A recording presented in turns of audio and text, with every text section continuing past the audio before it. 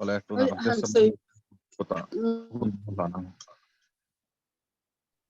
Ama sain zanina ti ang hun ne thitura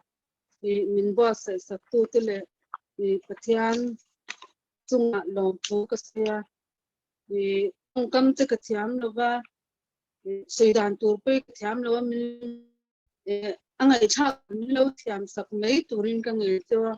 vesis ka zom chante ti kha topic nim se vesis ka mel shat na hi sei mu sak ka dua ke ma hi nute kan sar kan ya ini dam lo khatia anga kan nei khanin ma company hi kala singai lowa en company ma hi chuan kemo te kan la kan chau em lai khan ka ba pa hian an college a thian te kha member nian lo ma kani chung chu ei vela athania atanga he company hel shat kan nia kan atanga keima ka tak so thatna te le food supplement chi sang om te khamin silama se ka ei bulletin ne chu spirulina le respokia program bian nia ti khan khimo te kala chaw chia in boi khatma ka ngai lova pathian zara ti chuan huna local zela office te kan zom theita ka khan ka thian ten hetian ileiring thawa aman to in leya chu wang chuan nangma hi member a om ve lang ti khan man tlom te in he theidon lom ti chuan cashback te in ei ve nga mitia chuta tanga zom tu kania sa ni le som panga nin ka sia sang pui sp nam te noi hi nya atira pin chat to kaselawa an man hi ti chuan ti khan a product te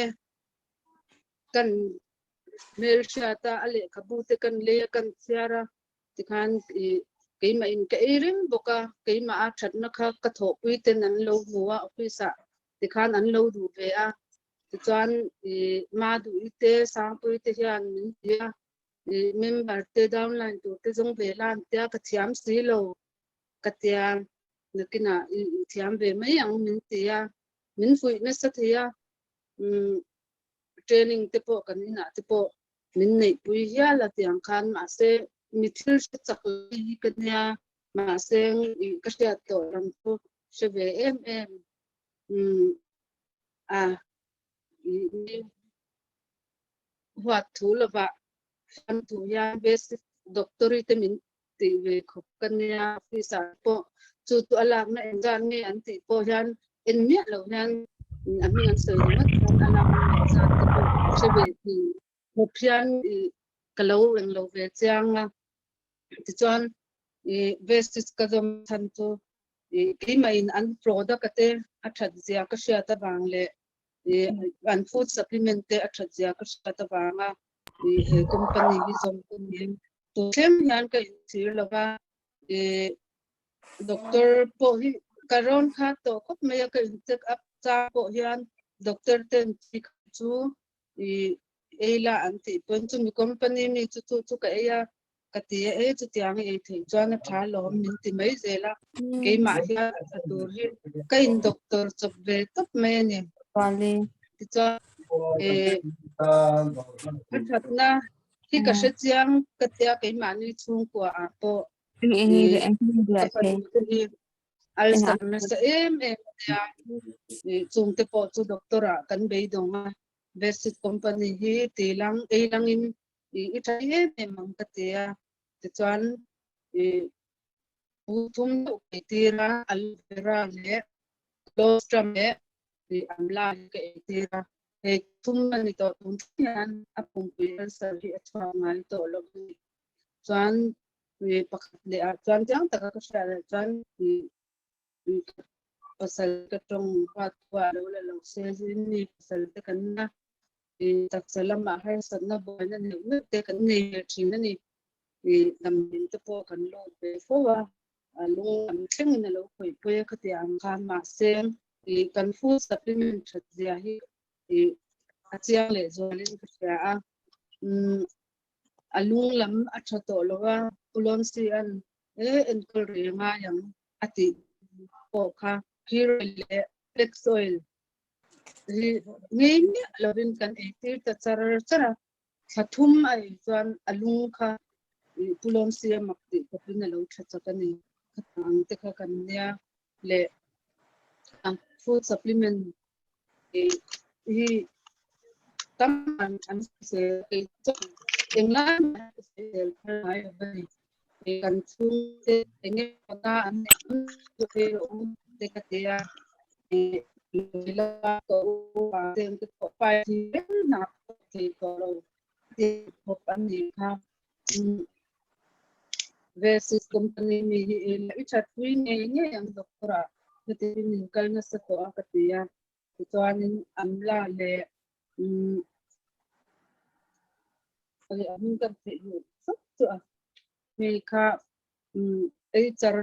la ka ya in tam bok la ka ya khanin an ya an bawa ma ni nan sa ani tin ko len chok charin na athok tungin apai ma kha asoi to lo reng ha tiang te kan ya ne chuan tu lo le ka soi le ko tu ka min cham tu cha ni thonga ni na se me ma ni chuan zum thum le chi sen sang te na lo ko boy bo ka ti kana cher me ma sem kari cha ta ke chuan kan kum ban ni thil ni chuan ke ma thun ka to le ta ka chuanin azin thum te kha doctor in achang lu tu an tia vitamin tha lo le oxy lo kha na sem versus company ni lo he le name kha kan ei ro ka tia chuan a ta mu thein taksa lo tha ama vitamin om ti taksa tan jin thun tan tha nia ka te tel tha te hi ula ka tia ni ka thuan oi ve zel a tham chu ke mai atakin ka tonga ke mai athat nak sia ta ba khan ma min huwa ni khamia ba khan ring ko ka ni ko ti kyam tu tengin athoha ba ma dam do nan kal chu bang kha an nei to lo air purity an hang ta katiang an khan air purity in manga boruak tha banga chuan tam nei chu so na tha teng yan hei kumli ando pan chu ka no ti boi khat ma ani ko lo ban ni ama ko lo ba kan member kan an je a ko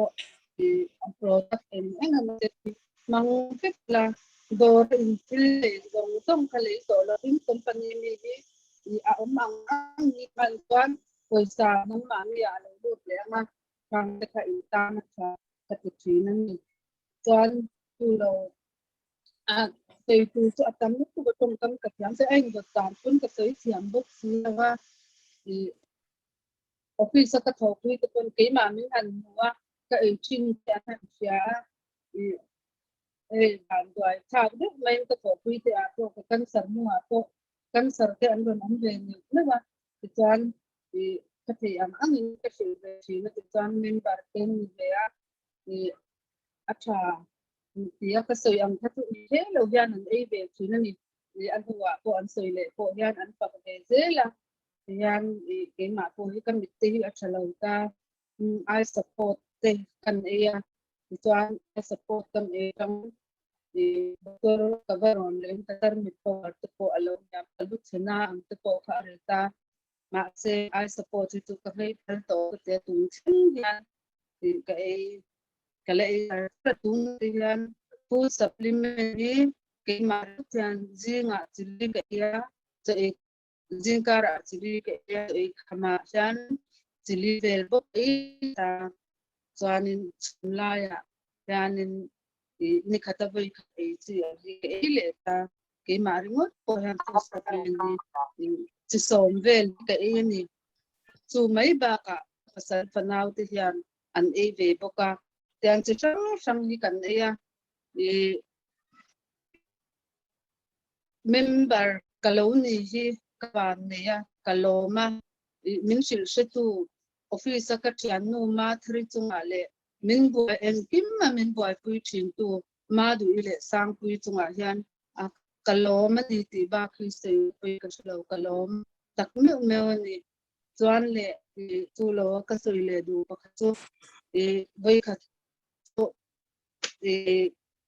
ril ru hai rem sunday jinga ka in bual inform tum ka in bual kha karam ka chap thi kha alo bo te ya abo na chin po ka shelo entik lai ka ti bo nge po ka shelo ti chuan ka in bual zo chu to po ka e pe lo je me min chu thlenga ka mua ka phone ni ar char la po ka la du lo ni ma se na kina chana ri rei he me ka tia kan la ta ma du i lo nia uzam atia oi ma du ka thri ka ti bo ka ril ru yin na lu tu ka tia ni intika ngai ka nei le thiang po ka sia do ka tia uzam i lo ka han in te hi min ram tia chan en ka ril ru zat ma to don man ni nge mun ka tia o kan en ngai ka tia kan ni sim pa lu ta ni azat chang ta lo oi ka ti lu tu ka har ma song song ka thria ka chu singa ti ang bor vel man chu ani ve ani ma seng than ka thi bo ne pia ta kha thil ka sia kha kalom lu tu ka har man ma du ine na po ka te ka han lom em ma du ka tia kan ma du i point uzam le lama ru ha na le mang an nan ni la lama yan mal sun el theng le thinan ya min tia min rong thamwa na khamin ni akalom zia kha tun thleng hian ka thei ni thei lo ni ti chuan har sat na engam ten min ta ko ka ti khan ka du ang point i ka thok le thei lawa full time hian ka thok thei lo a chan tu office a na chite te kan lo wan ve a thawang khan office ma boy lo mai bok len ka du ang hian ka thei lawa maro churin ni vela teng chal tanga toothpaste pani pek tura om po hian ke hian ka kal ve sam zelni khan pato pin tan kan la ve a ti khan makhi ka ti thin ka lo lo tha den ma du ile sang pu hian til chi sang hian min pu ya chu mai pe alama pizui ne na po hian lom thu sei ka duwa pizui hi no lama online kan ya training min ron pero andia ma du ite ho bula kan han se ya pizui na min hal chwa pu ya pizui na pu ne min han pita alom om ka te ya ke ni kan mala na chete po be tham tilawa khatyanga buai pi pe kha kaloma pizui chunga po hian lom pu sei se lo kan ba ni chan sia ni ti chuan huna local zela kan downline te kan han nei ve zela ma se kan na ba min khudanga te transfer ten kaloma ka du angin ka ti theilo ma se ka thei am to ka chan kan ti sham ma ai zola kan hon chang te po hian kan sim kwala bunga te hi ti khan ka ti ve sham ma le soi le du pakhat chu lockdown zual pui vel lai khan sim chwai le zona ti hi ka she chiang min ka sia mi te angin atam thamin ba ti rui theilo mai la lockdown na lo ni ya in lo fa chok te tam tak te kan in bul vela te le ke ma ni chung kwa te po an lo om khang a khan thingtlang lama kan chung te po kan nei ang to kalo Stockholm ve te tel sabon khatia ang ten te kha in tina te ka the ang to kin kan sim ve a anuwa ka lo lu sa ka ti zo ka ni atam ka ti lu tu ka sem chwa nen khan ai pu lo ka te ma ka ti lu tu ka soi ngai na pui ka shelo zo khatiang ang kha en tin ni ka lo thei zo ka pe chwa tlem te lu nen ka ti ya pathian hian ril ru le thinlung tak taka khatiang anga mi te har sat na kan lo su pian ve kha pathian hian alo pom me mani ti hi ka sia sia ani thei ni sem full time ma han ti a mi te har sat na han su kian ve te ka chak chi na ma ro tu ke ma ni na ben kan ni a sarkar na che te po lo wan po ni la alu khong te hi alo ziam zo ke ti hian kan wa in sang te kan bi le te po hi tha hei chu full time ma han tho ve hi ka chak thin mange hi ka ti thin le basic company that ya chu mangai na aking tel hi mangai na aking tel hi he pani ro pui ja telang ka sha kan pi berina asoi mi te kan va e si glova kan mangai na wangin lo tam tak lo nei thu se mal som na lo dong thu se ti kha tu po in riru kan pu ka ati kha ka riru a ha na reng china tam tak kha lo cheu turin tu po kha kan du kha kan ne tu wang chuan he company ka zom hi ka ti swal lova ka zom chan hi ka chianga a tha ka tia tu na te hianin product engkim hi dorami ai point lo to de ma se hi tam hi man zeli engkim hi ka du'a ka fanu in kanu sampu hi chu ka sammi a so se ati point nakina ilangi mayang ibang patanga ka tia dora adang hi le hi eng ma hi ka du lo heta ang kan man phak ang to hi chu he company mi hi kan mang kan ni ke ni chu kwa chuan food supplement hi kan chung ko tan chuan dam na kan chung ko tan mai pi alama chen rual le kan u naw ti tan dam na ni ti hi ka chiang doka tung chen hian pathian zara tam tak chuan min mu se kan sar kan ni ti hi an shilawang khatiang an khan pathian mal som na ka don mai pi alama he company a food supplement na katak sa na an tho te pathian in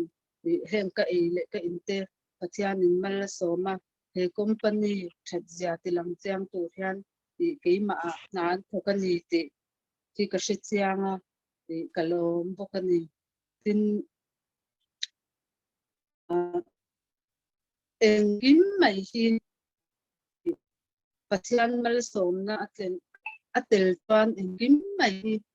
lo tin na ni ti hi ka sia chian pha in ka se boka tin ka downline te an thei ang to a then te chuan sabon pahni le toothpaste pakhat te po an lo la ma sem nakina thang ang kha in ti zelanga nangma ni ta na a thadzia in fiat pia huna chuan nangma ni a phun na le lo tin na omen ni ti in la fiang zelang kative china ni le ka soi le du pakhat tu kamo pino zon moi ji downline kan nei lo ma bang kan ka da ve to pani kan ti ve tiam om si la wa tia downline tu kan nei lo lom ka tia ma se tu na chuan ama atang sian ke ma han mal som na alam lu to so kan ni ti hian apur em kim hi a se tiam ta ka ama hian mi si to so kan ni tu na chuan en kim hi min sila en tin ne chu hi ka ti le to so kan ni ama hian ko sana ka lai pun ama site ni lo ko hi alo buai pui to ka ni ke ka lo ko lam no hian alo buai pui ni ti kan te pa to tin ani ko alo tang tu na chuan an ma ni zara kadlain te zara hian gold director hian thengani keima chu chuan khang ka ti do ni la ka theilo ma se he ta toothpaste pakhat lek le te sabun paning lek le te thingpui pe pakhat lek le te khami te zara khan tun din mun ni ka thema tuna chuan keima kan la ma te ka buaya wa ni ka du angin ka thok theilawa ka tai sin to ka lwa lung zo lawani silver ba khan ka qualify theilawa maro chu ka ti chung po khan thei pato patan la ki ka tuma vest ka zom chan hi ti pui sin zela keima atanga midang tin purna an ram nei thei na tunin le basis company ni ka thei pato pa singam del ni ka tumani ka karam se chuan kan apply dong som te le kan pi ber te company lama kan hung lian te le kadam line te in jaba le tuna kan kalong mani te kam min na flat ka le company dom ka ri ka ni har se do ta na mal so na ni ti ya se tiang ku yo ni le company to ni tu te ti kadam line te ka som ni ole ma dong ka te ti to ni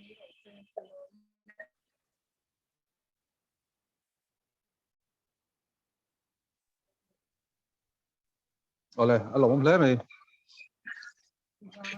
Pizami goal director chamare we samye ma ha zaina test tabli chotak mirong share bang lom tu gon saye chuan zona om do man te ka to pa kan uluk doi longai thaila tuna chuan container ima di town director lo somang Thành phố cũng nghe Maro.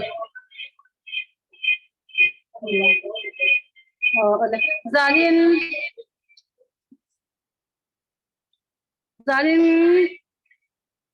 kan topic to chu ve chu sa hian engwang lut nge kan ni kan chu do ni tuna kan te moni soi tu vitamin en khanin kan jiru alo in mute mai eng ma soi don chong si lo khan ani po khan hei ka thupui than ang deuh kha ron soya ve si salu chan kha kan sheve ka nga spirulina wanga ni kha ti chuan hei zai na ka zui ka lom hle me ya vest ti cha hian engwanga lu nge kan ni ti kan zir ho don ani chuanin tuna ngai sa tu zong te khanin nang mani cheu kha zona he zona hi lo in zot ula ka du ani chuan vest ti cha hian lu chan sang kan ne ya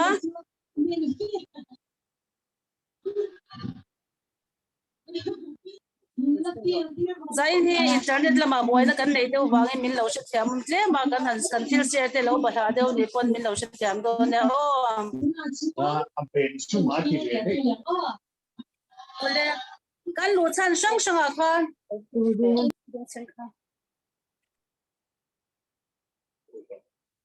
kan lu chan sang kha om the ni lu chan sang kha me mal tin khan kan nei theya tuna kan soi ta kan khan kha kan testimony ron soi tu kha chon product spirulina kha alu chan ani chuan a chen chuanin sum le pai zalen na mo sum le pa ya zalen na be sein kan lut theya chuan ege sum don na bulchan na turten khatiang khan chan chi sang kha om theya ni chuan mi te shiat ni mo milar ni te kan chak thei boka chuan nun phung chang kang zok mo nun phung chang kang zok motor te chol chung kwa chol han man te mo khatiang khan thom no chang kang kan han tiang chi te le chung te ne na nuam tak hun man te kha khang te kha kan lu chan kha ni thei ani hei hi a san sang kan han khai kho manga nakina asan pate te in amalte te kan ro soi fia le do ni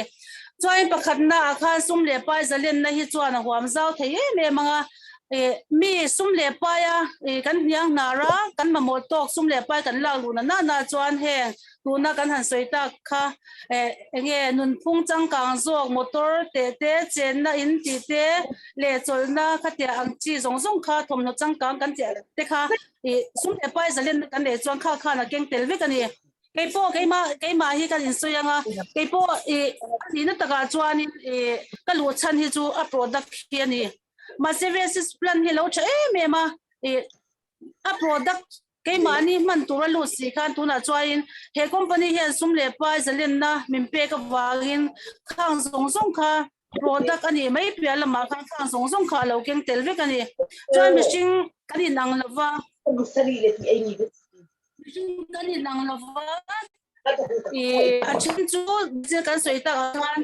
là đồ vàng môi bị sinh bị giá hiện năng lâu ít trong cái sản nị tê cắn sang nghe cắn sẽ mềm lại mi notice nị tê mi lá nị tê cắn sẽ ngồi à nị nó hành nị tê các tiếng chân lăng nị tê kha sẽ ngồi lại tấm tắc chuan in các tiếng mi tê sẽ nị tê mi notice nị tê các tiếng khăn lâu chắc mềm thấy nị khang mi tê tan chuan sum lệ pa ya khăn chút takin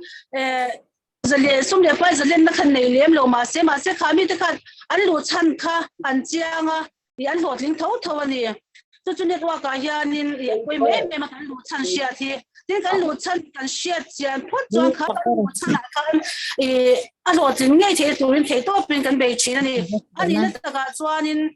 anh tầm số cái lột chân thì cái xia lột trên à chân thì nó mình số mà vàng lên mình thì nó sạch mà vàng thế cái chân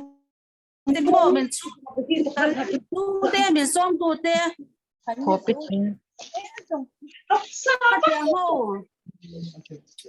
anh tiếng hậu vẫn mai sẽ vàng khan anh nghe cái sẽ giang bằng là bên cái lúa về mấy tiếng hậu hiện anh ấy nó tất cả cho anh tổ thành bể là dù gì cái hàng tiếng chi hi anh ấy làm quên đi anh ấy nó chẳng aiรู้xem phim chấp ba lúa chân sẽ giang lúa thì cho anh bé đồng thời lâu xìm xìm anh ấy anh chân cho bé đồng tu khan anh lúa tất là anh lúa chân anh chán miêu vàng khan anh bé đồng thời lâu xìm xìm anh ấy anh bé rồi chú cái tiếng anh mà sẽ giang là vợ chán thế là anh lâu report về mấy mỏ anh ấy lâu bốn anh mai giờ vàng lúa về mấy hậu khan nên Hevesis company chặt nát thế product chặt nát thế bôi anh sẽ giang lâu chín anh ấy anh ấy nó tất cả chọn cái nghề lâu chút thì khất thì anh hẳn tí tiếng thế bôi anh sẽ giang lâu vàng hi anh ấy phô chín anh ấy hay mi hi cái giang này mình nó chút tuần mà khan Hevesis Azure Shopee kan Vesis member kan ma khan kan chinom dora hian an zuar china hei ma du acha ador nei tu khan ka kalapia hian sabon ka leidon hian ma du hei mang ve te acha nia ti pon oi te arong ringot pu agor ringot po hian milem lo ajim te hian milem lo re Milenda han kamang pe lo kamang tu lo ka china ni a thatna soi po khan ka bengal rong khan ka thun lo shima ma se soi ngun e ma wang khan voi khat chu ka le sa ka a thatna po ka shilawa a chan chu ti ka de chu ka chi lo ani ka wangai tu lem lo wang khan ka mang ve sa tia mai ta ka wang khan a thatna soi tu po ka shemia lo ani ma se thi chi ta ka han ti chuan mo chi ta ka a ti ra changa kan ti chu a thatna hi a lo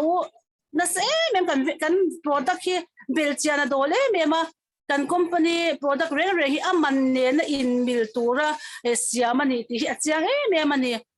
product pakhat mai poi thil song a chan nei alo ta me ma heng te hi Vesis company kan van nei me mani a chan na ngai to hian aman hi ato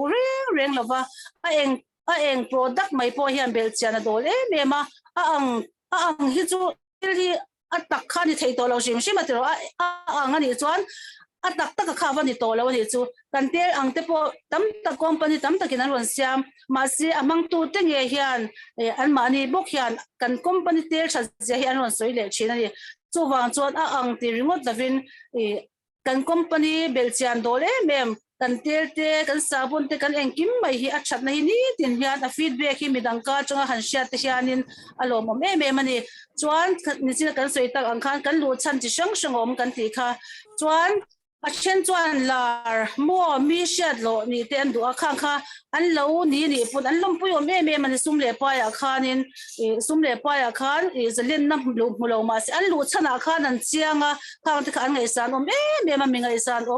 an lu chana chiang an ni chu tiang bokin product mang tur ringot ta lu product awang lu te po an lu chana khan an chiang me ma an chat pui an ma ni an lo chat puya an lo an mani chung kwa yan damna nan lo man khan kha lu ka lo ani ma se kan company a che ma khatiang an man na chuan ni china kan soi ta kan kha testimony soi tu ina ron soi kha ani po spirit na wangin akan sar wangin luta ma se to penge chunga lo thleng sum le twai tam takina zuya lo tam takanai phata ni kan bulami te bula kan a thatna te kan han soi kha ke mani na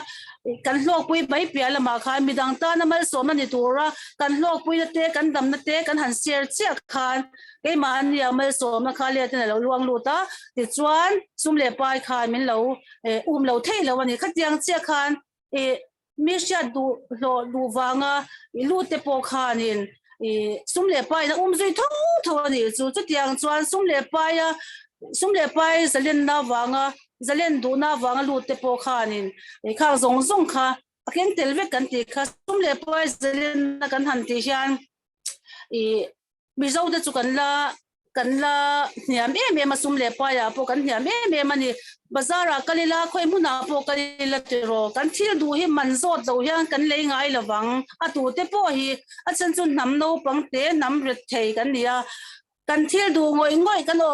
po ni sela aman kan han zo ta alo san chuan kan lei ngam lo china kan kal san le china ni chu versus company na sum le pai zalen na ati chu kan thil du reng kha amana boy lova le pop ngam thei tur khan min siami atumani keite po kan ka testimony kan soizau lokanga tun ma te chuanin thom no changkang te ka hak pha ka hian ka ngai lova a branded tan ti te hi mi changkang te soi tur mo hei kan chevela mi ho sa ti ho chongkam le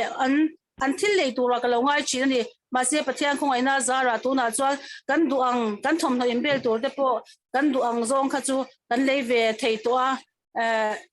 mi te tluk lo ma ila ke ma ni tho chwa lia win sum le pai thiang lim em mai khan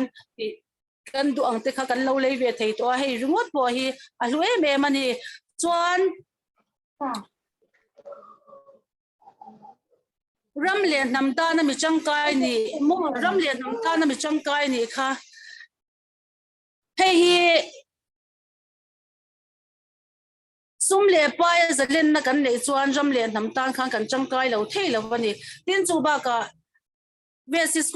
network company chu versus company lo luma po khan network company chu chi sang lo lu to a nang mani pon ku zong chel thiang me pon soi tur siang tiro i she cheu do na ni khang company zong ta khang ngai to la kal dan mu mel nei ta ka kal hi an wang be mani ma se ke ni ro chu kan wa nei na em chu leader thata mai kan nei ya kan leader hian ngel het takin min kal puya kal dan kong min ko mu a eng kim mai kha enge in nga na tlang mo kan tu chuan ke mani mai ni lo kan tu chuan lo om le zel tur te tan pu a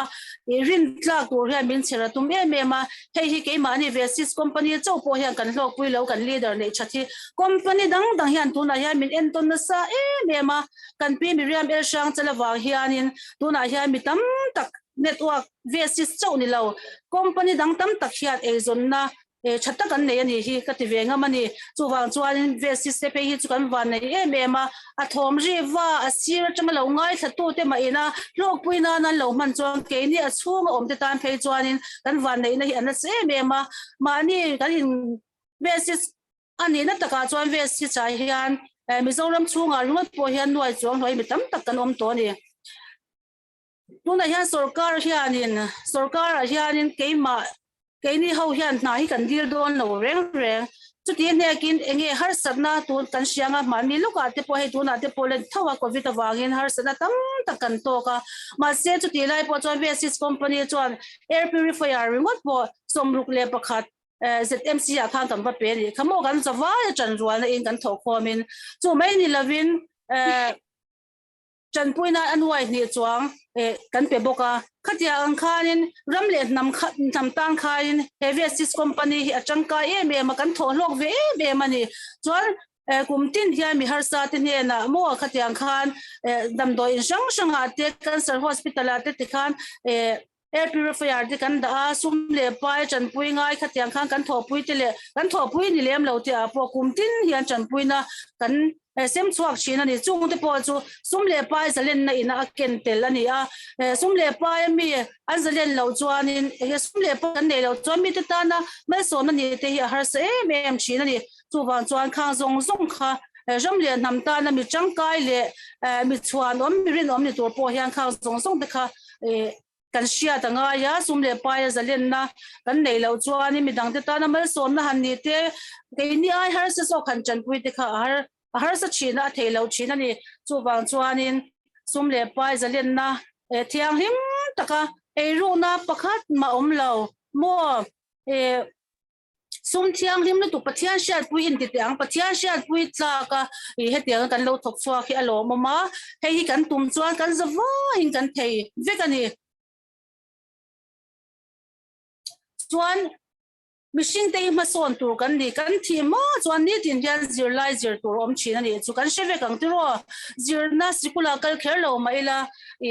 machine na ko nga hian ni tin ma son tur in zir tur kan ni kan soita gang khanin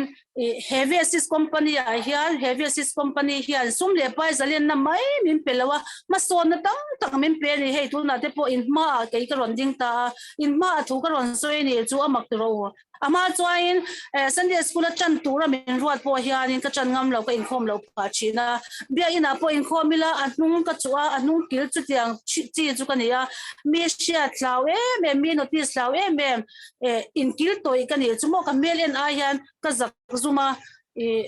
ka zam ma china chu kai mai ka zam chin ma se tu na chuan he in ma ti hian thu te ka ron soi ve thei ta he remote poi ka tan chuan ma so na ro poi lu tu ka ni chu wang chuan in heavy assist company hian ma son sum le pai zalen na mai min pelawa ma son na ro pui tak mai ke ma nu na nge po hian a thena ni tin hian kan in zira product thara lo thlenga ti chuan a thatna te kan han zir ta ka tiang khang ke ma ni to ka kan sian ngai lo tur til tam ta kan sia tin en tiglai ma kan ti ngai lo tur training te kan han pe thei te he platform in chok chwa sak tu hi chu basis company hi nia ke ma tan bi pe hi chu mal som na eng ki ma hian mal som na hi ani bi le zo em ani chuanin a thu pui he kan soita ang khanin kan net chat lo wa hianin kan thil sia ri chiang lawa a in dot ang pon hian ka ron soi thei lawa ni pon min lo she thia manga chuanin mershat mo chian thar te hi min pena se me man ni he network basis company hianin kan mershan ngai la tu na hian basis ka chian chatak tak te ka unau te a ke ma min du sak em tu te ka tlin lo na anga min ngai dama ka chat na lai min du sak tu te ka har sat na min tuar puya ka lungai ni a mit tui ne na min ron tuar puya ka lom ni a min ron noi pui tu te basis company ka chian fikan ni he company hi lo ti lo ni lang chuan tu na ka mersha zong te ka chian te ho te ka kom phak lo tur tak tak an ni mo ka biak phak lo tur te ka kom phak lo tur te an ni tu na kan sei lenga kan te se muni ron sei tu uzami te po kha revenue wa hian tu na hian ni na sang ve tak mai chel ani a ani teng te po har sak na ka nei chuan ti khan office kan kala ti khan engkim mai kha oi sam tak khai min lo ti sak chin ni chu nang ni ho po khan ama kha lo she ula revenue wa thokan ni ti kha har san nei nei te po khan in lo va pan ve chin don ya ani kha in pe zo takin ti kha min lo ti ve sak china heng te po hi ve sis company chu lo ti lo lang chuan an ni ne khang ka in mer sha don reng lo ani ti chuan mer sha chatak tak mai mun tina basis company kal tlan hian min pe a chian chatak tak min pe a mangai tu leina tu min pe a ka tan hian a be ma tuna hian midang po kha soi ve du ni ta ula in ni ve thawin ka ringa nang ni te nen te po in singai mi lo tur in bengai lo tur kha tuna chuan chian cha u na wang mai in ti khan kan om kho ma heng te hi basis company zar kan nei vek ania alu em bokani chuan nang mersha thari kan la nei ze don a chan chu ni tin hian recruiter kan nei ni chu ke ma ni mai ni lo kan downline le chong he da chong som thing da pon yang khang thleng khang kan hai mersha ta chu mai ni lo in kan mersha ni mi lo o ka chang che kan siat mo ti khan he ta Burma lam te Manipur lam te he ta India ram mon sang chen kan han bia in ne takin kan han nuya ataka voi khat po kan la in tong lo ni chu khang ho nen khan ataka voi khat ma kan la in mulo ma se chu ti chung chuan kan in ngai ne ma kan in phone ida mem enge in chung ko chan chin te kan han te amak ka sin chu tiang chuan basis company kal tlang hian mersha kan ne ya chian cha kan ne kan la nei le ze do na kan la nei le ze do na ni chu wang chuan he basis company hian til tam tak min pe a nang ma ni tu na hian lo ngai tha tu cheni zong te kha enge indin hun ka siat pui lo chu a chen chu crown director po in ni mai the a chen chu ai sang in yang a chen chu 5% lek po in ni mai the heng kan thil pel tlang tak zong hi in ron na pel tlang ve vek do na ni sum le pai zalen na te persia thar nei na konga te mo in suang tu ang in le lo ka tiang nal tak tak ke po hian kami kan soi zau le lo ka in le lo te ka dinang te hi ka ship phangai lo ni chu concrete ban te hi kan phun viang ti hi ka suang to na hian om phangai lova ma se basis company kal tlangin lalpan tuna chuan in le lo mi te tluk lo ma se mi te in tluk lo ma sila in le lo thatak mai for po thit le kuna po la om lo tur khatia concrete ban min han phun tir ve the ringot mai te hi aro pui ka tia chang chong ka oi lova kamu mang ni te hian e ka ngai chin ani khatia khanang ni po hian in na tong ve do la ni ti hi ka soi duwa tin khatia ang chia khan machine na konga po mason na ke ang che hian na nei do na ni ke hi mizir sang ka nilawa high school mizo media ma changin kazir chua khan tira pol survey ka pasa project ka mizo media ma bok khan ka kal ve chok angani chumo ma se tuna hian ka ti china khoi muna po omila officer wal zinga po omila mo engmi zinga po omila basis company awang hian kan ditiang kon nge confidence in penas me mani mani injin to na ne nyan khoi muna po hian ko omve to ni chu officer po vokalila ka khang ho ka wa mun ya ma ka wa englo lam ni lovin in thasung tun ma azak ngoi ka kalang khang kani to me ala wani katia ang khang katia injin ton na machine na ko ma son na ka nang mani